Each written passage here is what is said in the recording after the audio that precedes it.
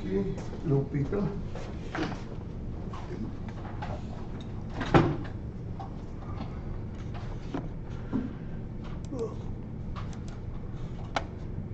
We don't need this, we don't need this. Okay, hopefully the machine will handle the load and will not affect the recording. We are going to continue understanding why SkipList are such an efficient data structure. Why does give us the insert and delete and find all in logarithmic time? In most cases, when it does it, it's really quickly. It's log with small constant before it. So we'll talk about this part, then I'll show you a proof that is actually rigorous about how unlikely it is to find really bad skip lists. And then we'll play with a few homework / exams questions as time permits. Before that, any questions about material from yesterday? The skip lists, stuff that I assume most of you knew, depending on the preference of whomever taught you 345. So, I want to convince you now that the expected time to perform insert and delete and find is order of log n. And here I really need to be careful about what is expected. Expected, say, is average life, but on something that is randomized, and no problems. No problems at all. And the first part of the talk is a proof, and then we'll do our homework. Okay, so I need to tell you what does expected here means, and think about it this way: we have the same set of keys x1, x2, x3. Xn. These are the keys, and we are to be inserted. I'm going to insert these keys into the skip list, and as I'm inserting each key, let's say always with the same order.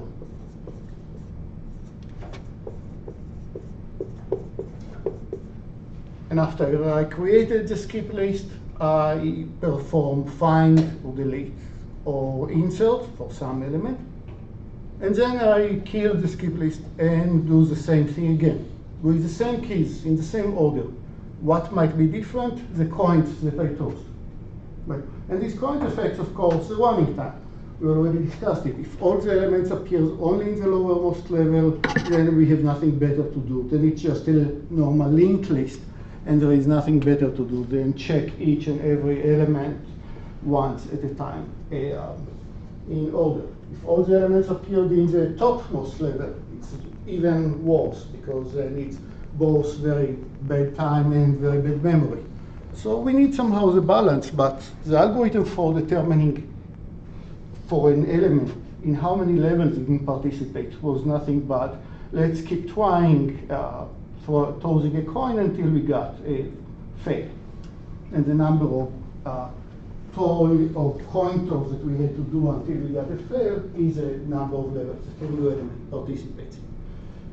So I keep making the same experiment of rebuilding the same skip list, re-performing search again and again and again. I did it a million times.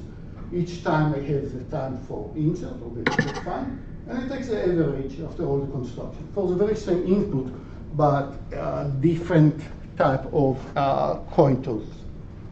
So that's much stronger statement than saying only if the input is really friendly, only if the input is uniformly distributed, and I cannot handle a malicious adversary. So that's not the case. We want to say no matter what how bad the keys are.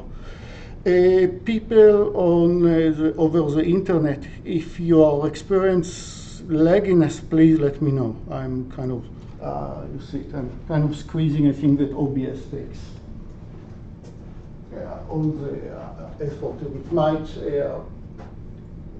It might create lagginess. Okay. So let's prove this hand wave proof this claim that insert or delete or find will take. And now for insert and delete, actually, the time is the expected number of elements that scans during the findings. Let's understand this statement, especially that I think that I need to delete it. How does the insert or delete looks like in a skip list? I start from the top element. Top element send me to an element of the skip list at the very highest level, that send me to the next one, send me to the next one. In the highermost level, I scanned a few elements in the top level. Finally, I move down a bit, continue scanning several elements in this level, went down a bit, and so on. And finally, when I get to the lowermost level, then I can perform deletion by removing a few pointers, but how many? Only one per level. I'm sure that the number of pointers that I removed in the delete was only once per level, while the search might have visited many elements in the same level. Same for insert. The insert of a new element over here, say, would involve inserting a new pointer in each level that this element participates in. But what took a long time is presumably finding this element again, because of the reason that we spent a lot of time in the very same level. The skip list does not guarantee that you will visit only one element per level. So let's see how many elements are we expect to visit, actually.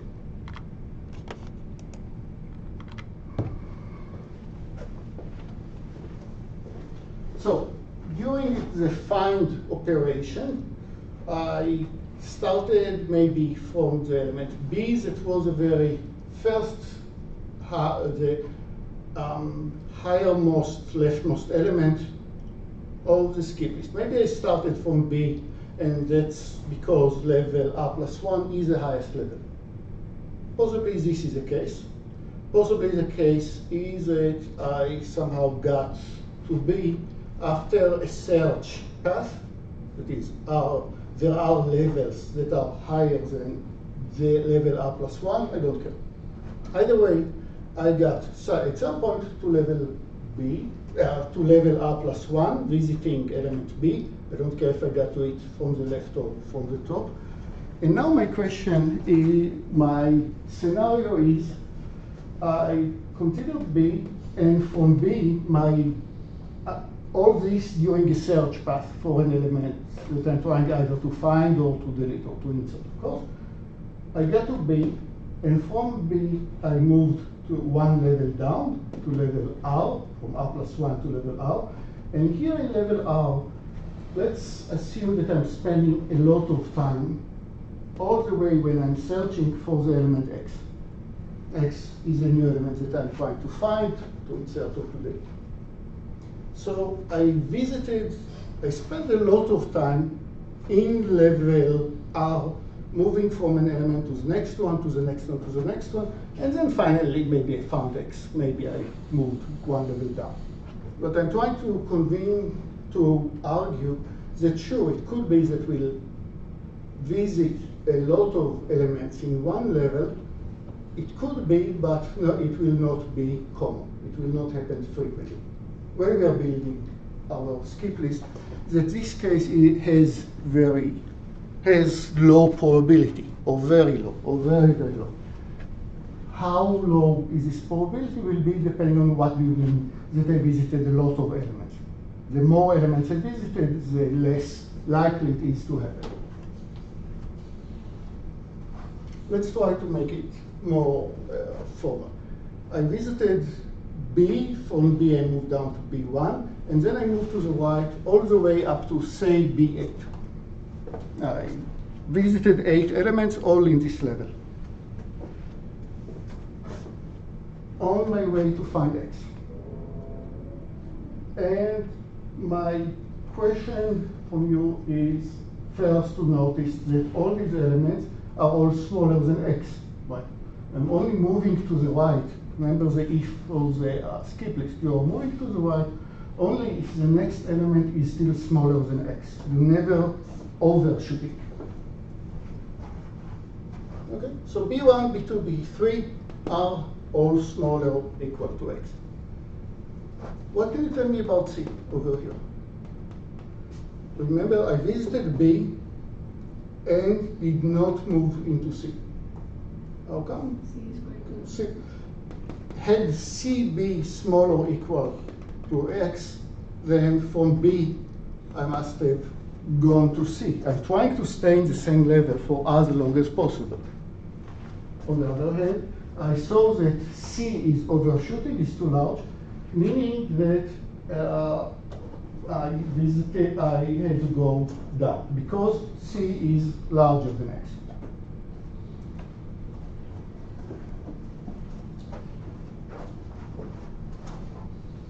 What is the maximum level that B2 participates in? I know that it participates in level R, say the first level, but how do I know that B2 does not participate in level R plus 1? Maybe it was promoted to level R plus 1 as well. No. Why? Because B2 is smaller than X. B2 is smaller than X, and had it been promoted also from level R also to level R plus 1, then from B I would go to the right into B2. Conclusion, B2 participate in level R, but not in level R plus 1.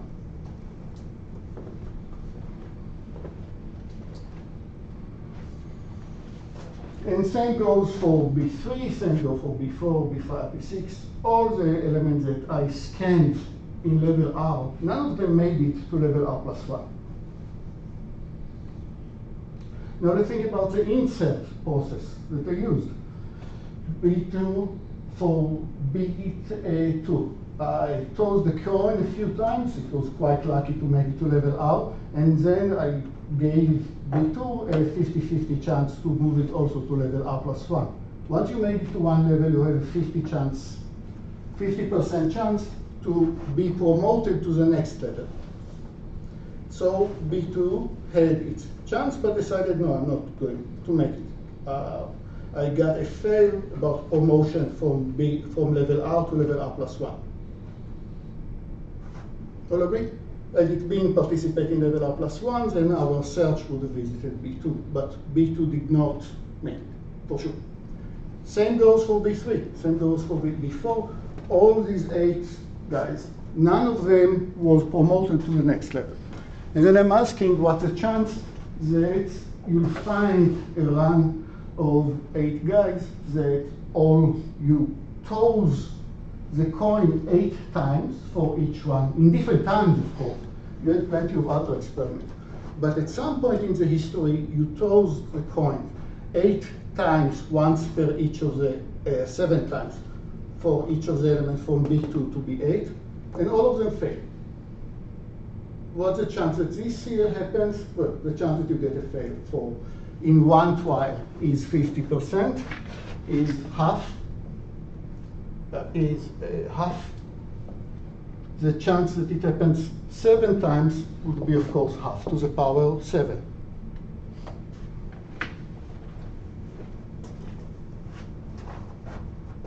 One over 2 to the 7. That's the chance that you, during the find, you'll have to visit 7 elements. What's the chance that you'll have to visit even more elements in one level, say 10 elements? Then this probability goes down to be 1 over 2 to the 10. 2 to the 9, because one element I had to visit anyhow. So it's the other one. So it's 1 less. What's the chance that you have to visit 11 elements? 1 over 2 to the 10, which is about 1 over 1,000. So, quite well. Okay, so that was a hand wave that tries to convince you that it's quite unlikely that in the same level you'll have to visit a lot of elements. Maybe you'll visit 1, maybe 2, maybe 3, but it will be rare to visit many more. So on average, you can say in each level you're spending a constant time. Now, we also argued yesterday that the number of levels is log n. Where did this log n comes from? Because we saw that in level 1 I have n elements. On average, I have n over 2, n over 4, n over 8, n over 16. After log n many levels, I'm running out of elements. So we are putting these two claims together. In each level, you're spending about a constant time. In each level, you're spending about a constant time. The number of levels is log n. Voila. So the expected time, number of elements scanned per each level is order 1. Again, it's on average, it can be higher, but the probability of being higher decreases exponentially. There are log n levels, so the total time on average is log n. Okay, and that summarizes the intuitive explanation. Let's try now to dive a bit deeper to understand why the skip list behaves so well. And we can pick a few parameters of the skip list, and the simplest that I could pick and still give a rigorous proof would be, let's talk about the height of the skip list. And I'm saying we have about n, we have exactly n keys in level 1, and half n over 4, n over 8, etc. But this argument is, and at some point I'm running out of elements, and presumably it happens after log n many levels. And you all feel the right intuition, but I am trying to convince you, or to give you a concrete bound on how likely it is that you'll see many more levels, many more than log n.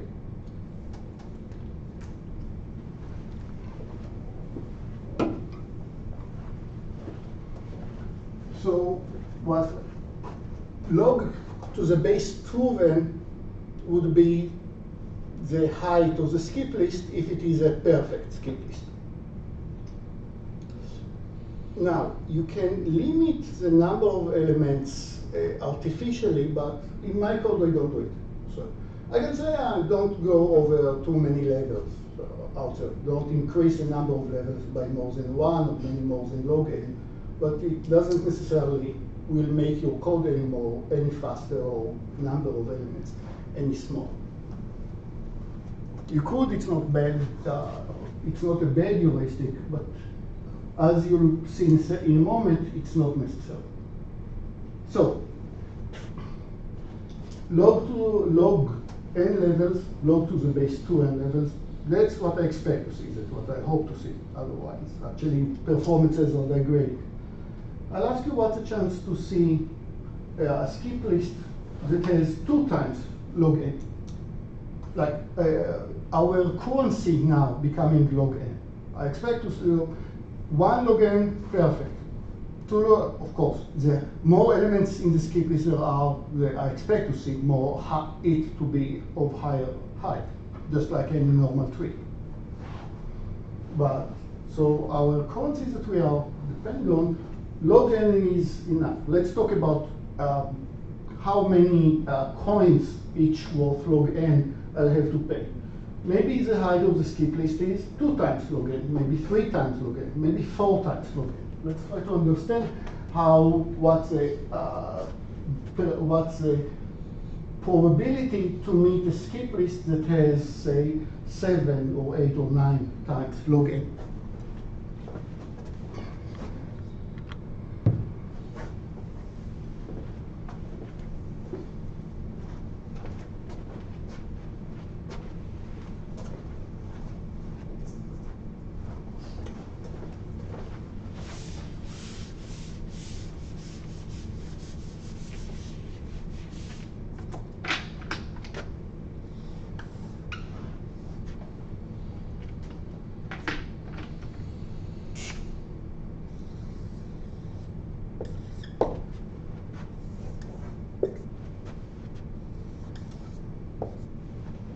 So I drew a little target on the whiteboard. I drew a square, my pathetic attempt to draw something that looks like a square.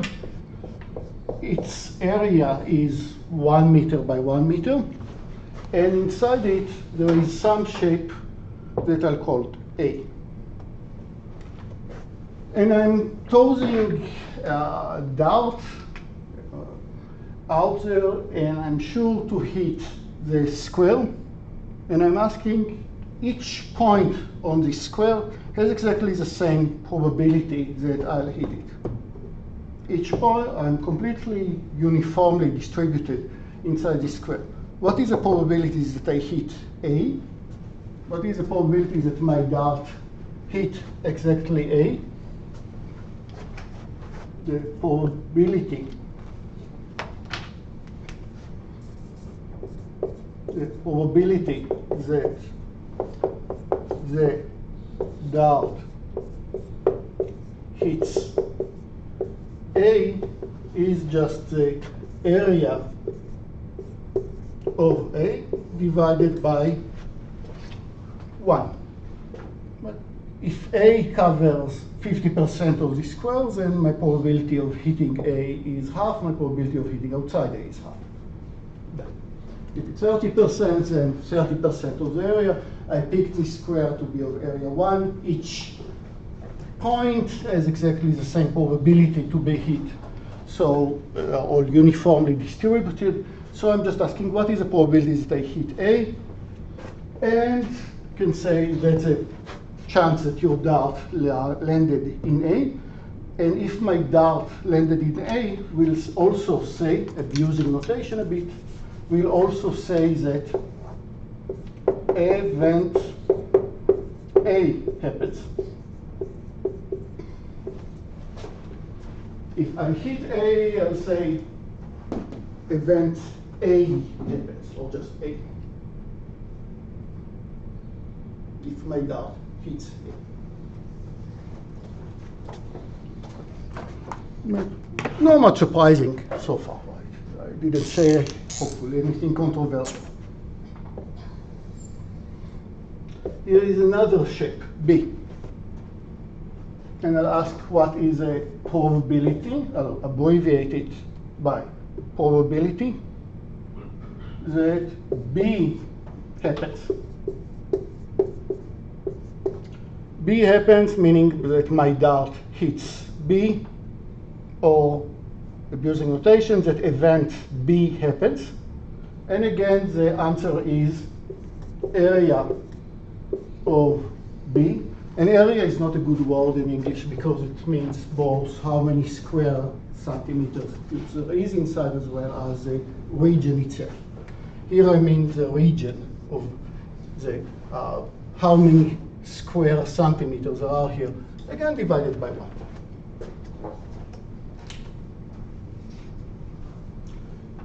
What is the probability that I hit either A, my dart hits either A, or that my dart hits B? My dart that landed in the square, it hits either A or B, which is just the probability of the union of these two regions divided by 1, as before. I'm asking, what is the probability that I hit inside the area that is not white, either the green or the blue, or the area that is both? Well, so, a lot of you have seen this formula before. How can I know what is the region in the union?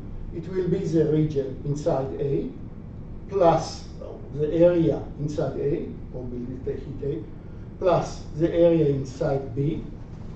Let's count it. It's all the green, all the red area, plus all the blue area. But when I do it, I overcounted the intersection between them. I overcounted the intersection between them twice. So say the area of A plus the area of B minus the probability that I hit both A and B with the same dart, because I counted the intersection right. probability of A intersection in B is a probability that my dart happens landed in the intersection, which is just how many square centimeters I have in the green region.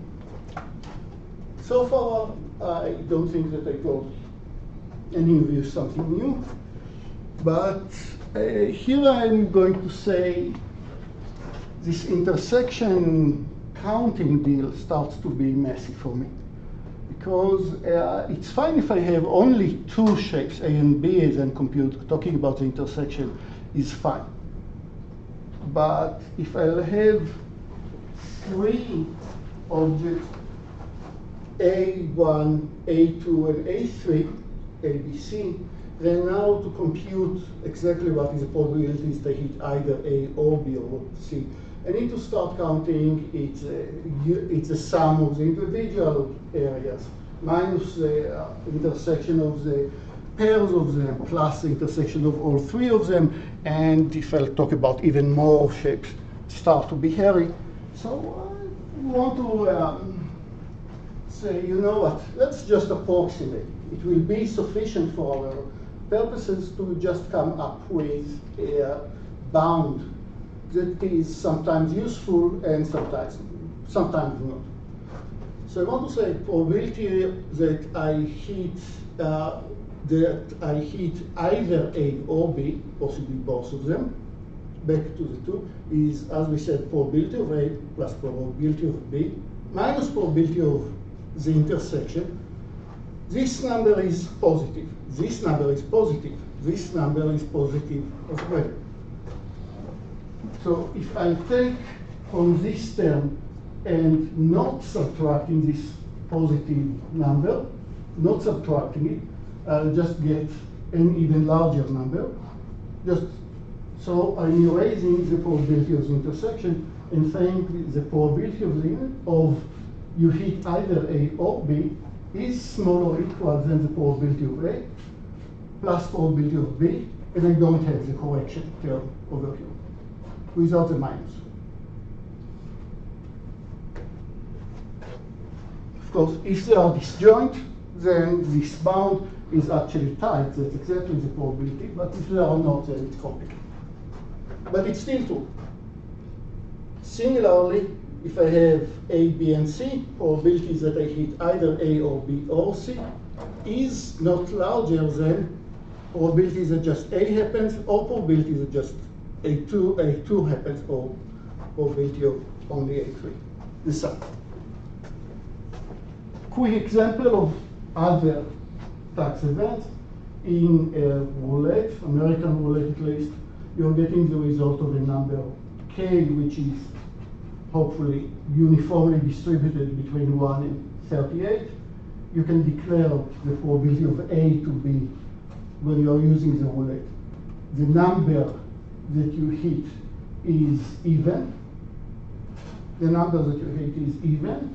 Between 1 and 38, there are exactly 19 even numbers. So 19 over 38 gives you probability of 50% that your event A happens, namely you hit an even number. Let's define as event B the probability that the number that you got is divided by 3. 3, 6, 9, 12, etc.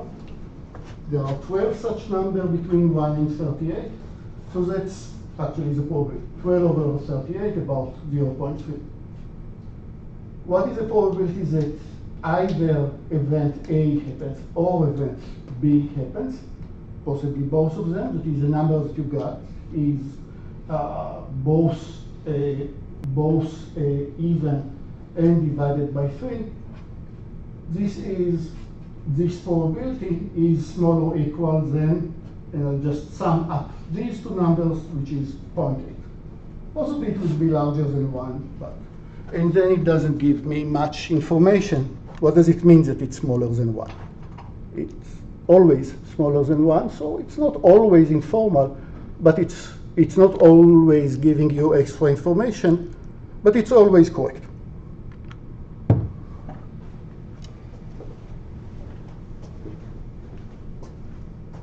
Back to for SkipList.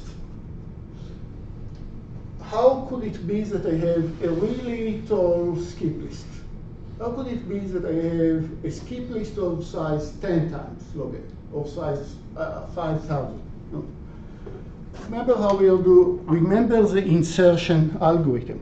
Each element on its own pick a number k, and this number determines the number of levels that this element participates. And if the number of levels was larger than the previous number of levels of the skip list, I just built more levels to accommodate the newcomer.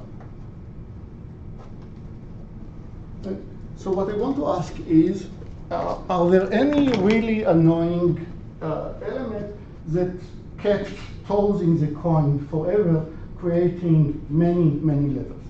Is it possible that X5 created so many levels that it creates a really tall skip list by itself? Maybe it happens for X5 that it wants to be very tall. Maybe it happens for X3 that it wants to be very tall. Maybe X1 is an annoying guy, etc. So to have a not too tall skip list, to have a normal size skip list, it means that none of the keys, not X1, not X2, not Xn, none of them doesn't want to be in so many levels, in ridiculously too high many levels.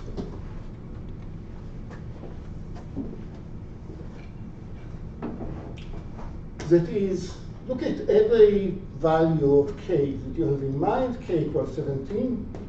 We always like 17. How could it be that the height of the skip list is larger than k? It could happen only if X1 said, I want to be in more than k levels, or X2 said it, or X3 said it. One of the keys must have said, I want to be in so many levels.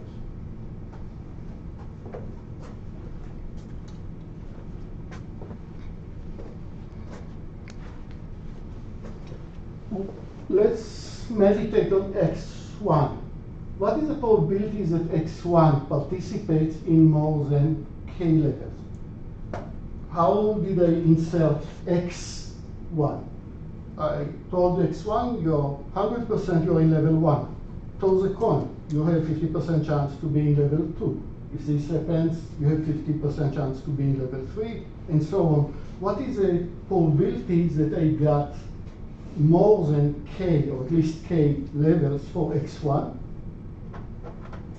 What's the chances that you have k successful coin toys? We've got faith in all of them.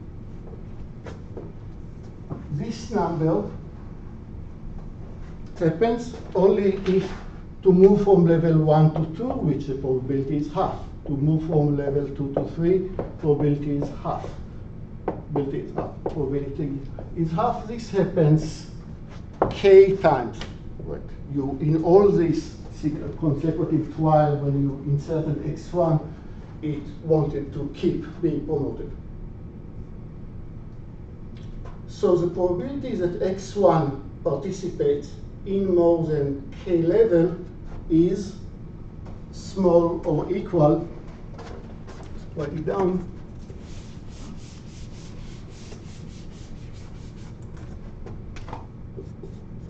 probability that X1 is in more than k levels is small or equal to 2 to the minus k.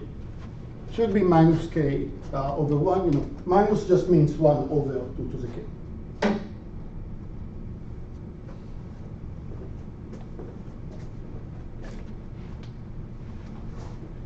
So that's the probability that X1 participates in more than k levels. But maybe X2 was the annoyance that participate in so many levels. What's the probability that X2 participate in more than k levels? It's exactly the same number. 1 over 2 to the k. 1 over 2 to the k. 2 could be corrected to k minus 1. I don't want to make these indices too complicated. and so on, all the way to xn, the last keys that you are inserting.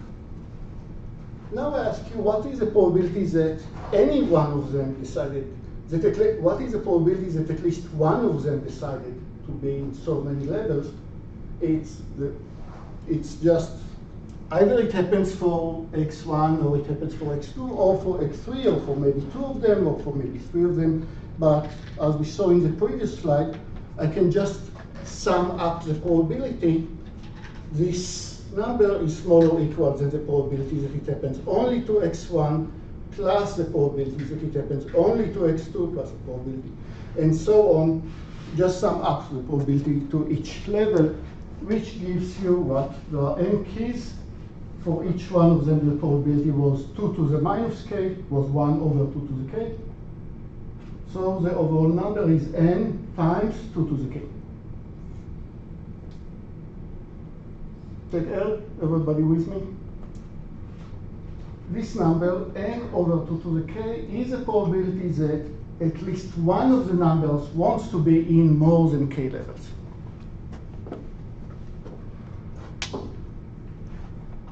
Now, if I take k to be just log n, then I'm not getting much out of this number. If I take it to be exactly log n. So let's take number that is a bit more interesting.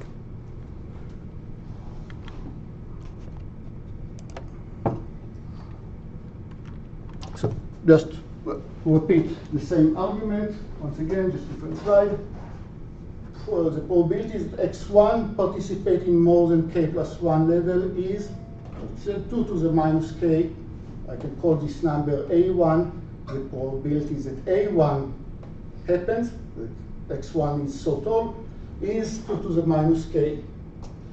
And the probability that each one of any of the aj's, either x1 or x2 or x3, it happens to, it is 2 to the minus k. Summing up all these numbers, you're just getting n times 2 to the minus k, 1 over 2 to the k. This is exactly, or this number is a probability that the high of the skip list is more than log n. It might be overshooting, might be too large.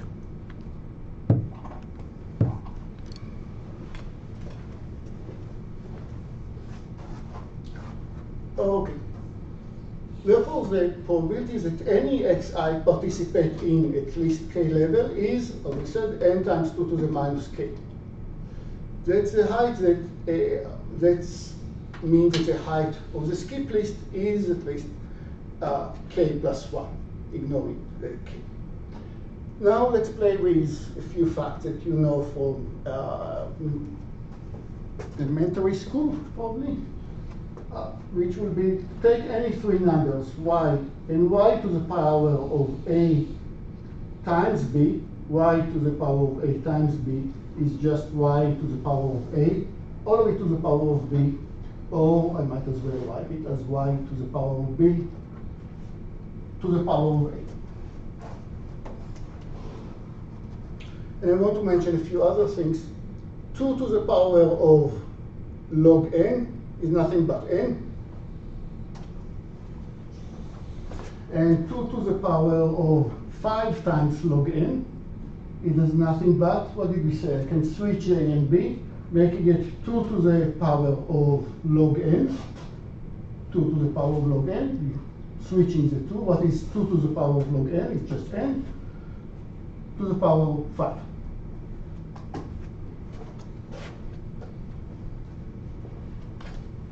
Okay, we're ready to put it all together. Now I want to ask, what is the probability that the height of the skip list is z? Z will be 1, 2, 3, 4, 5 numbers that I'm going index of something, times log n. What's the probability that it's 2 times log n? What's the probability that the height is 3 times log n? 4 times log n? Oh, second.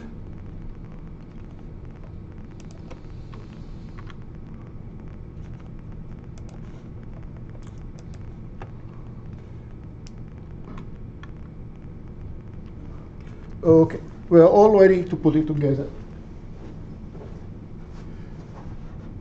the probability that any xi's participate in at most k level is this number, smaller or equal than n times 2 to the k. Fantastic. What's the probability, therefore, that none of the elements wants to be z tall? The probability that none of the elements wants to be z tall, and that's why the SkipList is nicer, will just be larger than 1 minus this number. Coming up in a moment. I'm going to use this number to tell you that the chances that this crucial event of very tall SkipList is extremely slim. Like really, really, really extremely slim. Let's do it. It's just a bit moving elements from time to time. So I want to ask, what is the, I'll take this k and I ask, what is the probability that the SkipList is more than n times? And k I'll just write as log n times z. Z I didn't decide it. It will be 3, 4, 7, 5, 10 at most. So what, let's write here n over 2 to z. K will be log to the base 2 times n. So what is 2 to the k when I write k at this point as coins of log n? It's 2 times log n times z, 2 to the power of log n times z, which is switching the z and the log n. You have 2 to the log n, all of it to the power of z, which is n to the z. So what is this number? This number is just n over 2 to the k, which is n over n to the power of z, which is just 1 over n to the z minus 1. Okay, here I have n to the z. N divided by n to the z makes it 1 over n to the z minus 1. And we are done because that implies that that's the probability that you'll meet, or that bounds from above, the probability that you'll meet a SkipList whose height is z times log n, z times log to the base n. Or in other words, the probability that your SkipList that you meet is not of this type is 100% minus this number that is going to be really, really small. Let's play with number. Let's assume that I only have 1,000 keys, because this number, of course, if I have more keys, even better. Let's say that I only have 1,000 keys and I build a SkipList. What's the probability that the height is larger than 7 times log n? Probability that it's more than 7 times log n is putting the number small or equal than 1 over n to the z minus 1. Z is 7, z is 7, so 7 minus 1 is 6. The probability that the height of the SkipList is so large, much larger than log n, is smaller than 1 over 1,000 to the power of 6, which I think is pretty small, 10 to the 18. You want to push it even further? What's the probability that the same SkipList has height that is even larger, larger than 10 times log n? This probability is smaller than 1 over 10 to the 27. You can see, implying that the probability that the SkipList does not have this height, has lower height, better behaved, is larger than 1 minus this really tiny number. The chances that you'll get a lightning, hit by a lightning, or being hit by lightning is much higher than the chances that you'll find a SkipList that is not well behaved. Okay, makes sense? So I'm trying, and that's a completely rigorous proof. I did not put any details here under the table. That's exactly how you bound the probability, but also see the math tricks that I did. I said I want to know, going back a few slides, I want to know what is the probability that the skip list is too high. But for this, I need to ask what is the expected probability, and now I have messing up with a lot of variables, and I have no idea how to compute it. So that was too complicated. Instead, I said, what's the for a single element, what is the probability that each, the single element, the single key, what's the probability that the single key is misbehaved? That was easy to compute. It was 2 to the minus k, just like 1,000 points. And then, and that was a new trick that I introduced to you, instead of asking for one single key, I ask now what is I ask for a bound, not for an exact number, but for a bound on the board, and how are the chances that any of these guys is bad? And I tell the probability that any of these guys, maybe more than one, but any of these guys will ill behave is smaller than just n, the number of keys, times sum up all these numbers. And what we showed is that this number, despite being multiplied by n, this 2 to the k decreases so fast that even when you are summing up all these numbers, you're getting something really tiny. And it's really useful technique. Okay, questions? Excellent. Let's play with some homework. Sometimes I'm using it for homework, sometimes using it for the exam. Yeah.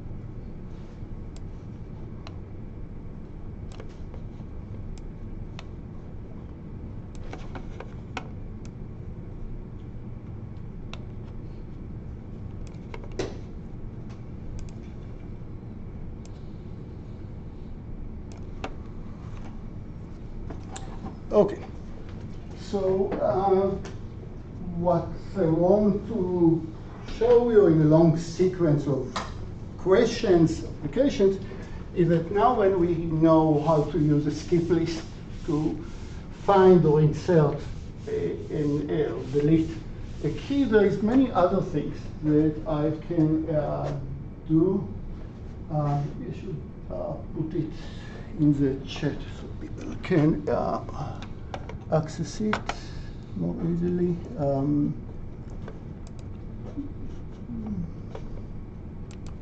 Just sending it. Chat.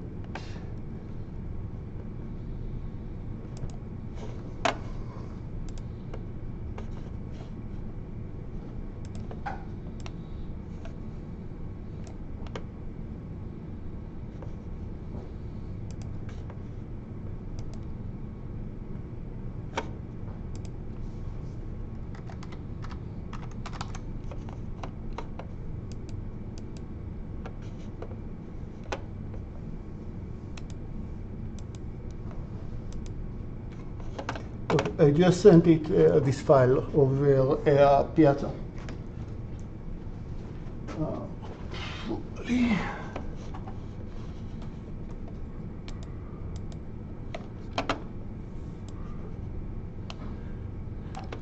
So you see a skip list here, but the skip list is augmented.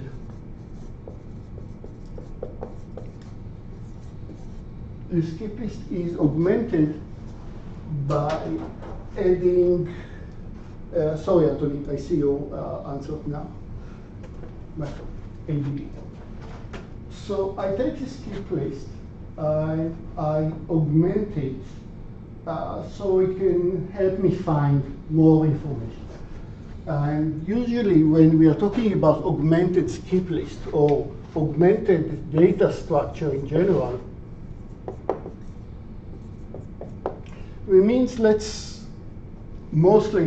let's add fields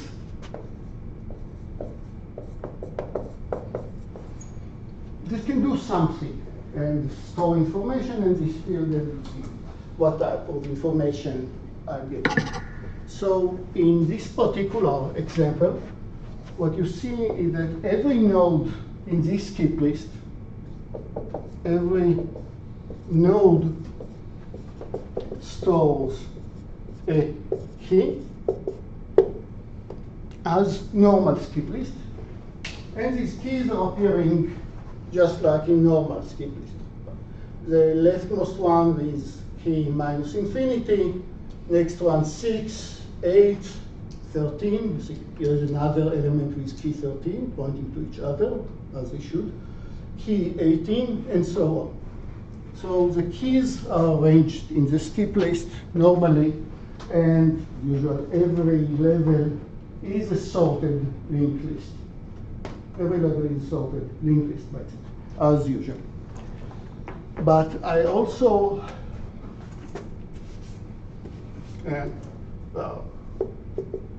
it stored a key. I don't know how to call it. The key is in a field named key. But I also, every node, let's call it every node V,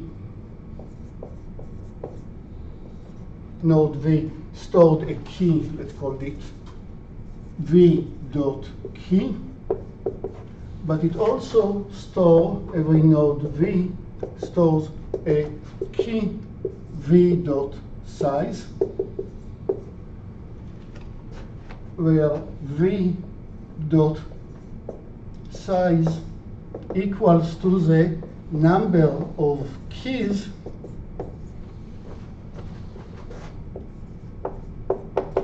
between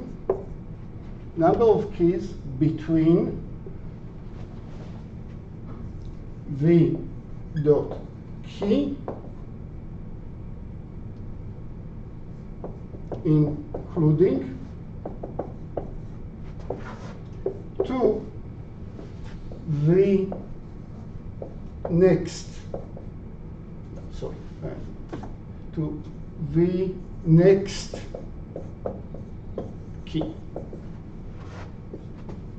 not including.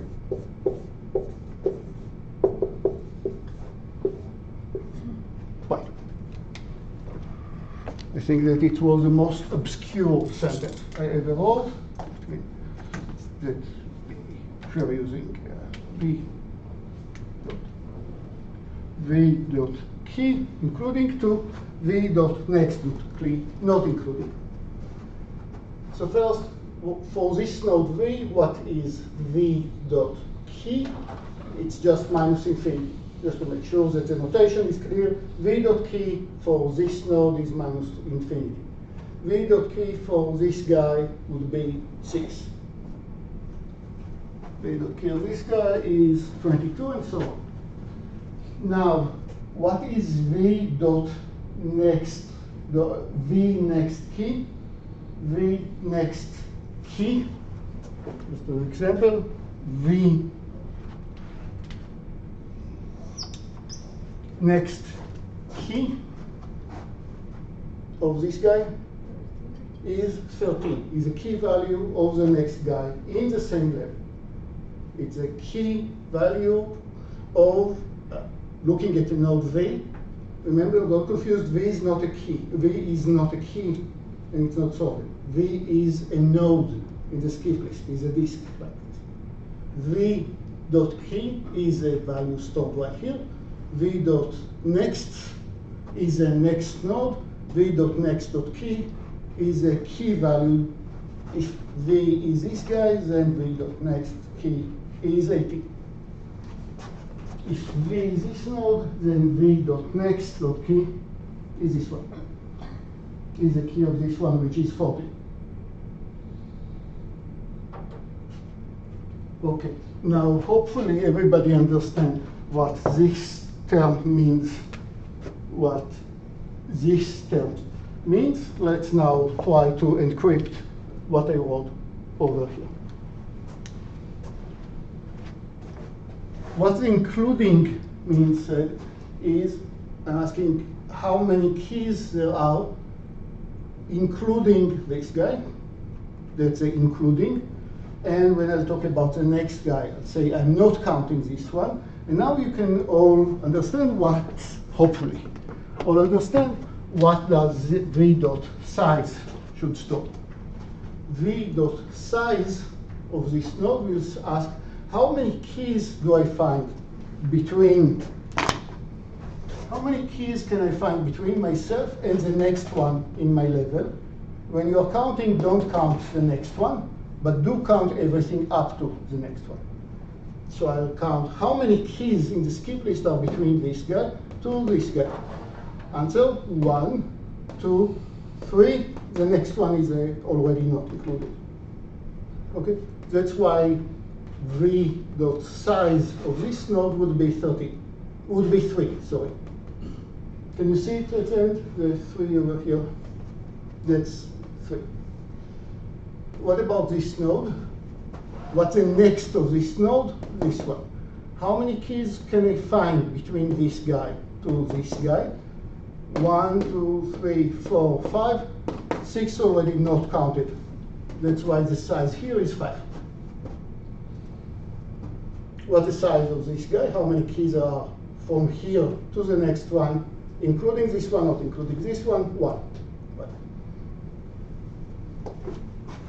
This one, last example, would be, I would say the size here is 4 because from this guy to this guy, not including this one, I have in the whole skip list, not in my level, the number of keys, not the number of nodes.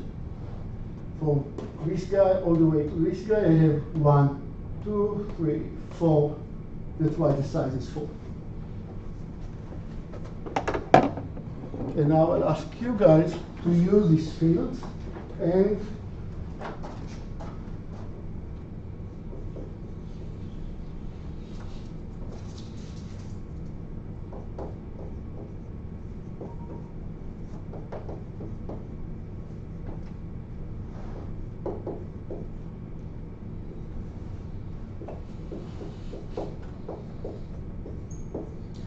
am I seeing correctly on this side?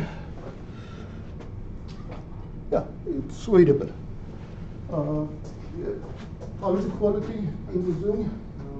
It's not that bad, average. Okay. And you know, on Twitch, the live stream is better, except that I don't see your chat on Twitch. But, yeah. So size counts the number of keys at the lowest level between the current key to the next key. That's absolutely right, Anthony.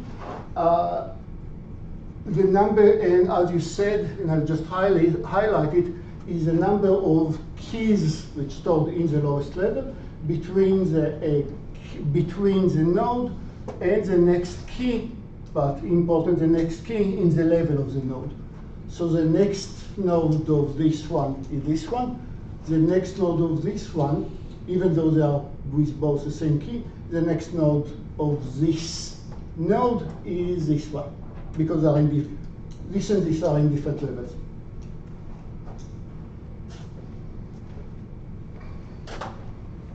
Okay, so my question to you is, you are given an augmented skip list, augmented just in this way. So I already built it for you. You don't need to worry about building it, and explain how to perform count of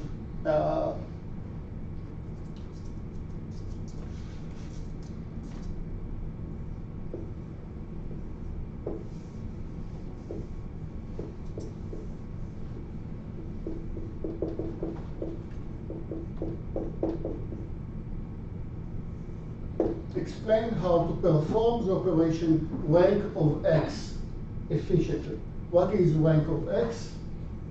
Rank of X returns the number of keys in the skip list which are small or equal than X. So if X is the smallest element in the skip list, then its rank is 1. And the smallest array is only one element that is smaller or equal to me. And if I'm the last, for the largest element in the skip list with 140, the rank will be n, because that's the number, I'm the nth smallest or n largest number in the skip list. But I'm the nth smallest. I'm not the smallest, I'm not the second smallest, I'm the nth smallest.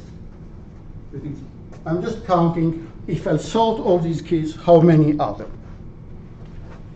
So the operation rank takes X, X is a query. We use the word query a lot in this course. It means that I spend my time, maybe during peacetime, I have a lot of time to build my data structure. So I'm preparing my data structure, and maybe I can do pre-processing that will optimize the data structure in some sense. And now after I build the data structure, I face a query. And this query is one out of many. You're going to bombard me with a lot of queries, and the idea is that each query I'll have to answer efficiently. There are queries appearing all the time. They're part of the process, and there are many of them. And rank of X is, I'll give you a number X. It's a query number. You don't know it when you build the skip list. I surprise you with a number, 17, and you should tell me how many keys there are that are smaller than 17. And you can do it in a few ways. You can say, I'll start counting from the lowermost. Right? I'll first find the element that is a leftmost, smallermost one, and then go to the next, go to the next, go to the next, until if I ask what is the rank of 43, eventually you'll get to 43 when you are going linearly, and of course then you know this number. So that's what the rank, and I'm asking you to do it more efficiently, of course. And I suggest at this point that I'll break you to say, how many guys? You guys will start talking, and I'll see if we have enough to break you to rooms.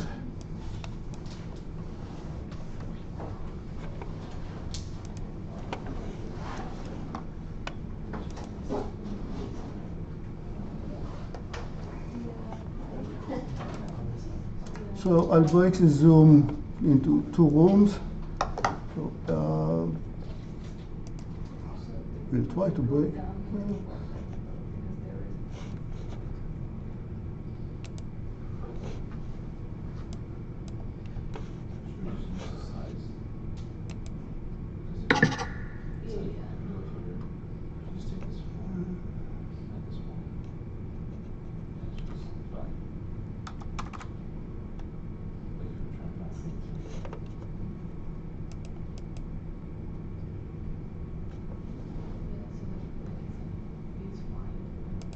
Breakout room, and I'll just split you into 2 rooms. Let's see how it goes.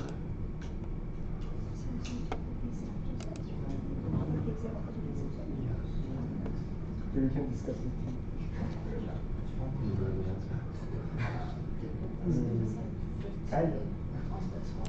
So I'm thinking about going to like number level.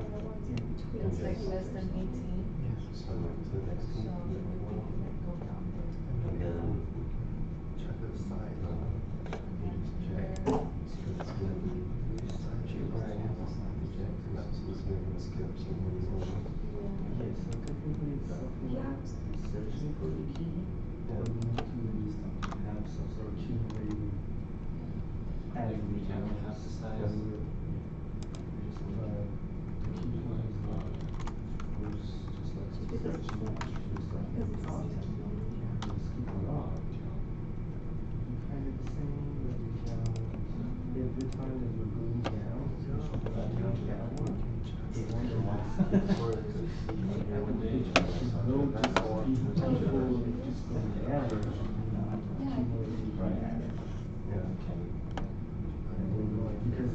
because the one before going down, you count up to that. Yeah. Did you load yesterday? Yeah. Was it like really Is it possible to Okay, how many are we in this room?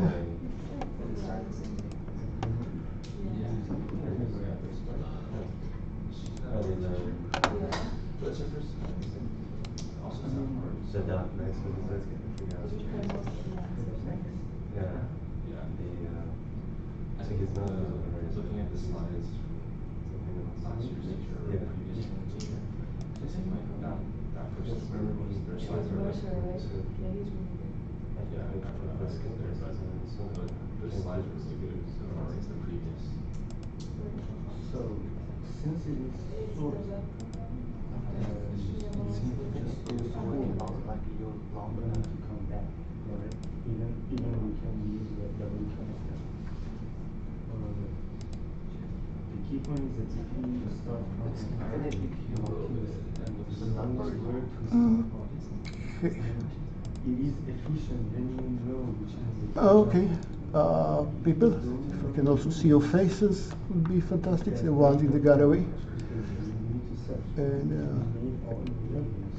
And share with me any thoughts with Jake, Rachel, Anthony. I mean, I'll give you another minute or two, and then I'll ask somebody to form the.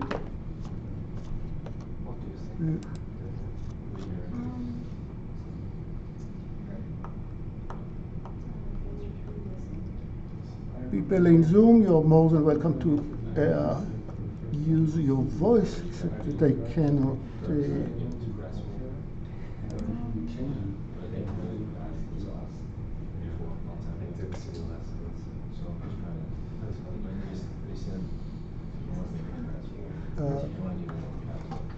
Amir, can you try to speak via the Zoom? I'm not sure if I can hear them. Can you hear me? I cannot. Oh, my phone should be outside. I mean, So can you give it take over out here. the green So it won't replace the green. It seems like there's no speaker. Let me put the only works for but at least you can hear. for level story. It could also. It's okay. Use my laptop as the speaker for students to talk. What's the difference between level 1 and the other ones? Oh, there's loop. But Yeah. please don't. Oh, Because now I can hear you. Jake. Go after me. oh, it Like goes both through sides this of one. it. Yeah, it goes through this one. Okay, let me think how to solve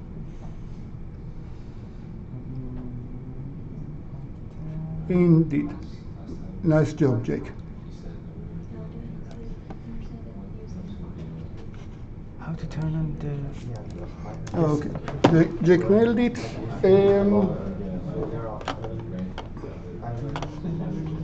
Jake has a good answer. Anybody else wants to chip in? What are you suggesting? Whenever you go to the next, choose to go to the next one, you add the size, you keep the size count. I'll keep a counter.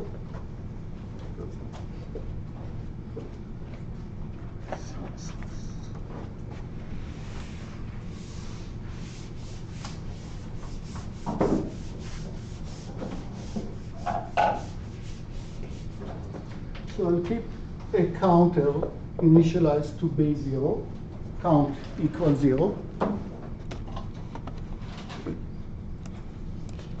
And I'm going to perform a very normal find. But as I'm performing the find operation, find of x, as I'm performing the find operations, I'm looking at the path that I'm traversing. The path that I'm traversing will either, at a node V, the path that I'm traversing will either branch or continue branch to the right, or my path branches down.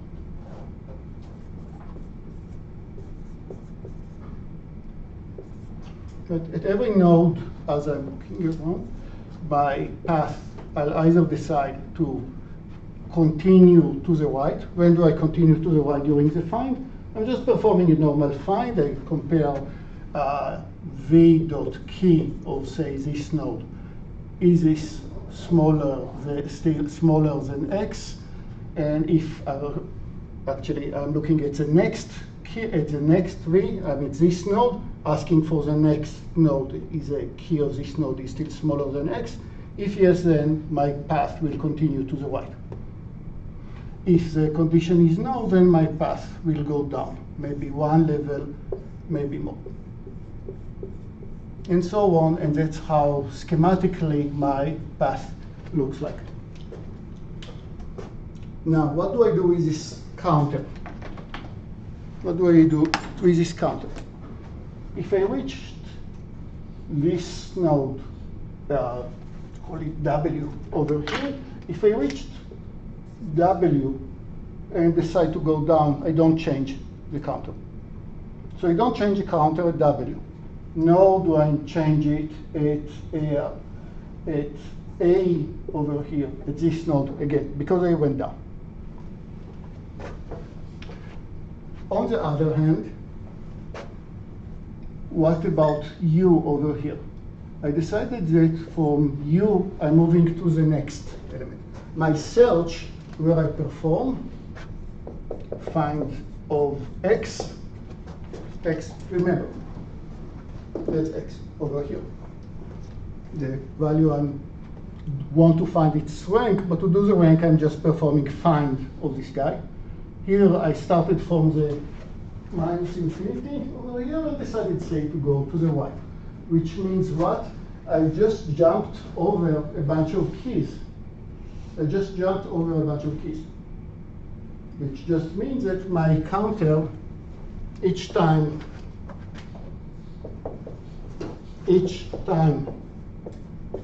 the path branches to the right at node V, we perform counter, and to the counter the value of V dot size. So if during the find I branch to the right at this node, it means I know over how many nodes I skipped over, and they are added into the count. And I'll do it every time that I'm going to the right anywhere along this path, and just return count at the end. Make sense to everybody? People, make sense?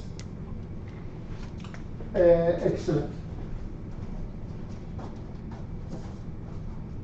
Now I want you to tell me, how much time does it take? Well, depending on the skip list, but if the skip list is well behaved, which is almost always the case, then it's log n. It barely changes the time of the find. Now, I want you to find a different query, same condition, different query.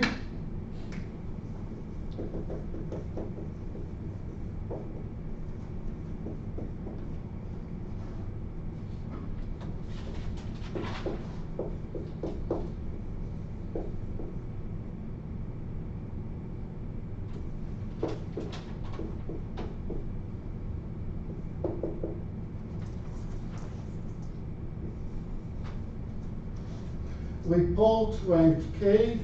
K will be is an integer which is between 1 ... n, and what I ask you is find a key in the skip list whose rank is K. It's just the opposite of what we had before, just a mirror image. My previous query of just ranked gave you a key X, and I ask you how many keys are there that are before X. Now I'm switching the rules a bit. I'm giving you a number, k, and I want to know out of all these keys, who is this number? For example, if I want to ask you who is a median, I'll ask you what is a find rank of n half. The median is an element that has n half many keys, smaller than it, and n half many keys, larger than it. Make sense? So find rank of n half should return the median. Find rank of n should return the last element, and so on. And again, I'm asking how to do it efficiently. And the conditions about it, and the conditions are the same condition as in the before. That is, you have a skip list that is so nicely arranged and nicely placed. Yeah. There's a question from Zoom. In the chat, yes. Don't we have to do? You mean as an answer to the previous question? The rank will. Yeah. Yeah. Oh, finally I hear it. Yeah. The rank will be the same. Right. The last element when I got, oh, you mean when I got? You don't see.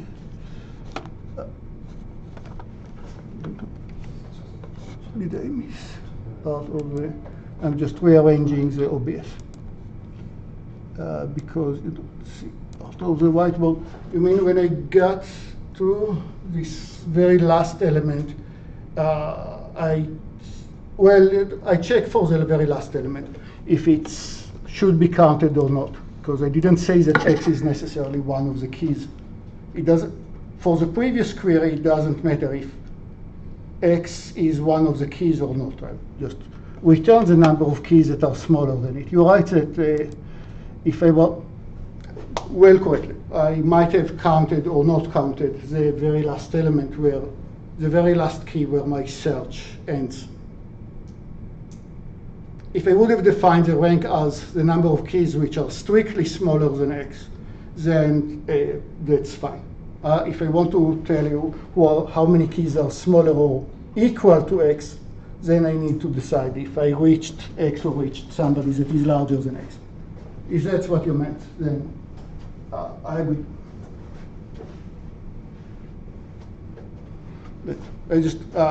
But then I have to define the rank as the rank of the first node is 0, so it looks a bit unequal.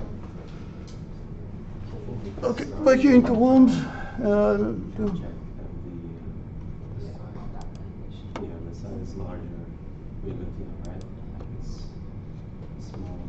We go down a little. Same thing on the next level. I mean, you want to join the other room, and there is one room that I joined to. Check the other one. And, okay, Victor, G, I get, and Zai. Yes. What do you think? So the question was do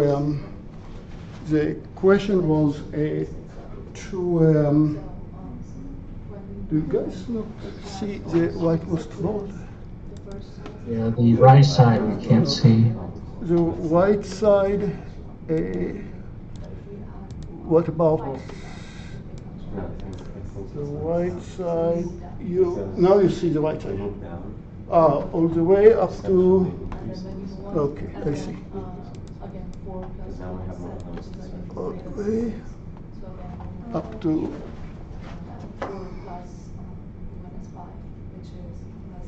Oh, okay.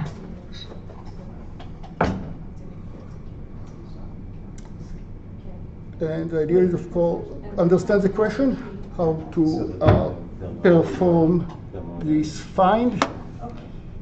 How this time I want to use procedure similar to this find, change it a bit, of course, so that I'll ask you who is who is the element in the 10 percentile? Who is the element that has exactly 10% of the keys smaller than it? And you can report it in login time. I mean, there are only levels, right? So, any thoughts? Go like once and go down once for each level, and so that will be longer. Who are we? We are with Victor. How should I pronounce? K-I? Chi? GAO, Gao. G. Okay. Oh, Tony. That would be easier. And Zai. Guys, any thoughts? The idea is, of course, to use these size fields somehow. Check a look.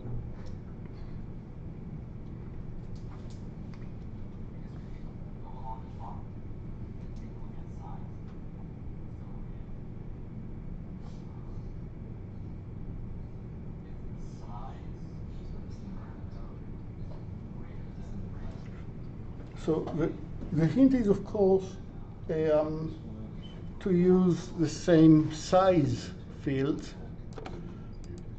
What? To use the same size fields and to decide using the size field and to decide using the size fields. Yeah, it's a bit tricky. Using this size field, let's say that guys, can you see in my room? Can you see my what I'm pointing to? Yeah, size 4. Size equal 4. Let's say that I'm looking for the third largest element. I always start my search from here. Let's say that I'm looking for the third largest element. Elements that are three small, that are two elements smaller. Can the size field tells me should I go to the right or should I go down?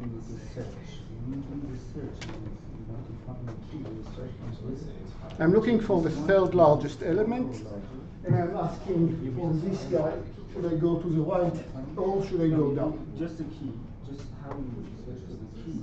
So right. Counter, which is If I go from here to the right, it means I'm jumping over four keys, maybe 1, 2, 3, 4. I jump over 4 keys that I have no way to retrieve. They are back in the past. You don't know which key you're searching for. So I cannot go back to them. So if I'm looking for the third largest key, then my path from this element should go down.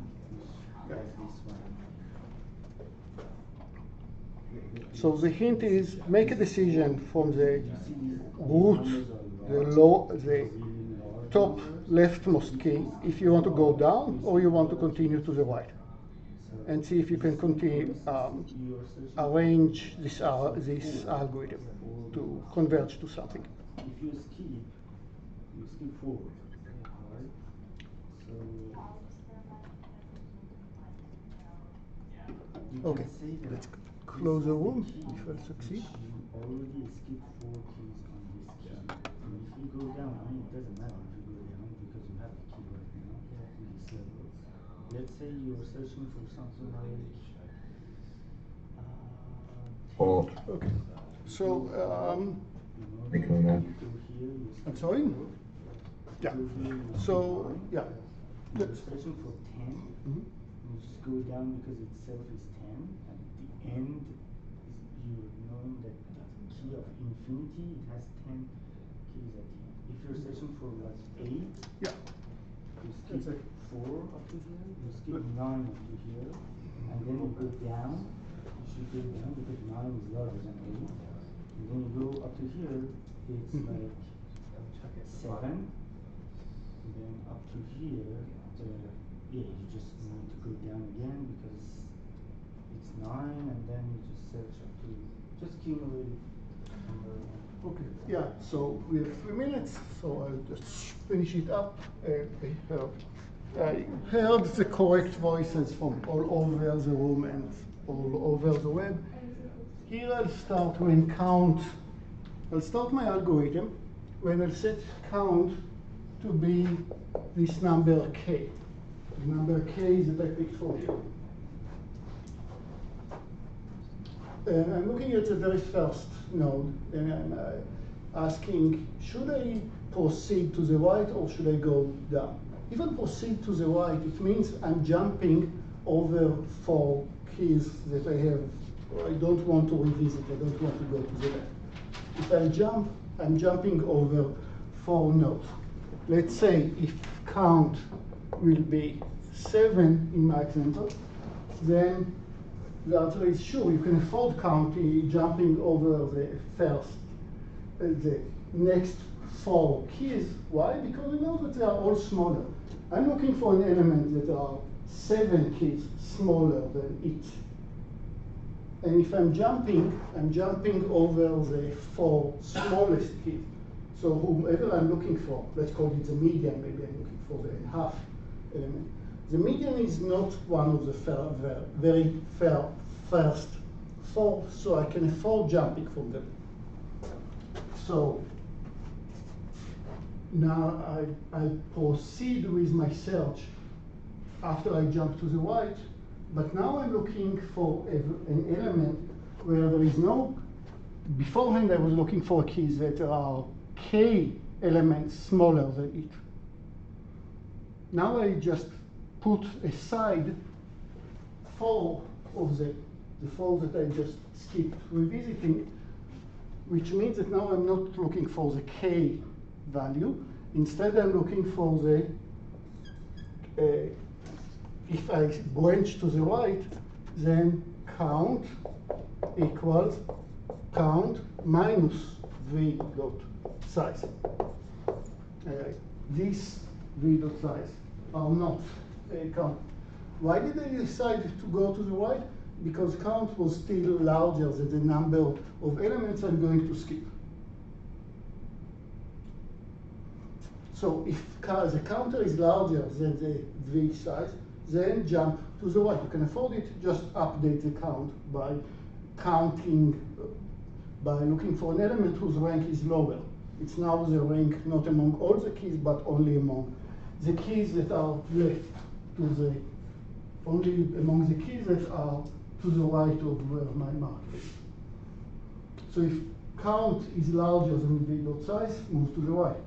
If count is smaller than v dot size, example, I started when count is 3, but v dot size is 4, implying that if I'll jump over the 4th largest, which is exactly what I'm looking for, then you cannot jump to the right, branch down, and continue from here recursively. But maybe I said it in a very convoluted way. Hopefully that's what everybody gets. And it's again log n. Finally, what's so nice about this v dot size is that I can also insert and delete. You work a little bit in the homework, but you can also insert and delete. And how do you insert a new element? Just everybody that you're visiting, every relevant counter, you'll just increment by 1. So it barely changes the time for the insert. You're just adding an element to whomever you visited, and similarly in the deletion. There are a few details that you easily discovered at home, but insert and delete also takes log n. So to summarize this whole augmentation deal, I can answer ranking queries. I can answer tons of other queries as well. I can ask you what is the average key in some way. I can ask you who is, I can think about it as a bank account and think about what was my balance at different time, because now it's summing up, not exactly the rate, but I'm summing up something else. Again, you'll figure out the details. It doesn't change the insert and the delete, or change very little, or doesn't change the big O of the insert and delete, and of the file by itself, and it's very convenient for many, many other operations. So this augmentation is really useful trick. Okay, we might not have an in-class meeting on Monday, and I'll prepare a lecture, a recorded lecture just on Monday. Tuesday, etc. We are continuing as normal. I'll send an exact announcement if it happens. Just this Monday. So in this case, we will not have. People, any questions about the solution? People of the web? Any questions about the second query? Everybody understand how this count? It was, I didn't give you exactly the pseudocode, it was a hand wave, but essentially you're using count and either going to the right, and if you're going to the right, you're just decreasing the numbers that you jump over from what count used to be. Decrease a number or don't decrease this number if you're going down. And that play a bit with the details, but it's just how I'm dictating the search when I decide go to the right or go down, go to the right or go down. Hopefully everybody is good with this. Questions? Excellent. Thanks. Later. Bye.